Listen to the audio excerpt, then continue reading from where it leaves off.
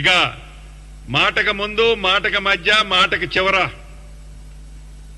Revenue మంత్రి ఇల్లు MIS Sagar ఎఫ్టీఎల్లో ఉంది.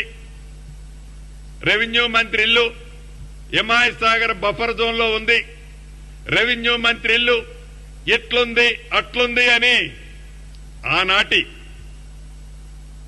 ఎంఐయుడి మినిస్టర్ గారు వారి తొత్తులు ఇతరత్రా మాట్లాడుతున్నారు. నేను ఈ వేదిక ద్వారా ఒకటే ఛాలెంజ్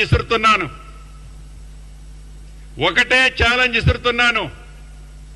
మీరు ఎంఐయుడి మినిస్టర్ గా సుమారు 6-7 సంవత్సరాలు పనిచేశారు. మీ బావ హరీష్ రావు గారు ఇరిగేషన్ మంత్రిగా 5 సంవత్సరాలు పైచిలకు పనిచేశారు. ఈ వేదిక మీద నుంచి హైడ్రా అధికారి రంగనాథ్ గారిని ఆదేశిస్తున్నాను.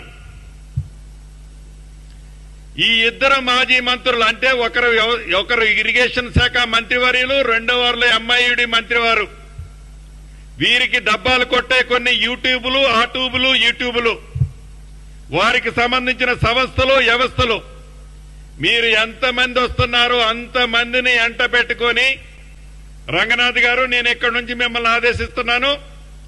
రేపు వెళ్తారా ఎల్లుండి వెళ్తారా వాళ్ళనే ఒక కొత్త టేబు కొనుక్కొని రమ్మనండి. టేబు కొనుక్కొచ్చి నా ఇల్లు ఎఫ్టీఎల్లో ఉన్న బఫర్ జోన్ లో ఉన్న చివరికి ఒక ఇటుక పెడ్డ ఉన్నా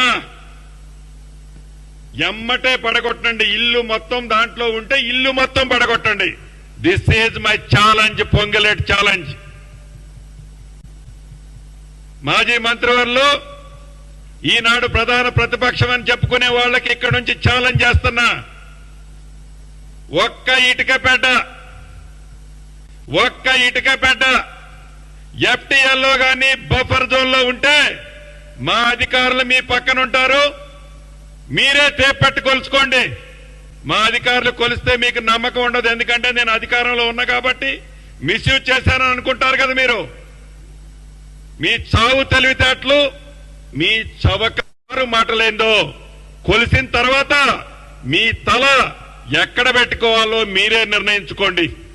నేను అందరూ అన్నట్లు దాంట్లో దూకు దీంట్లో దూకు అని అనను.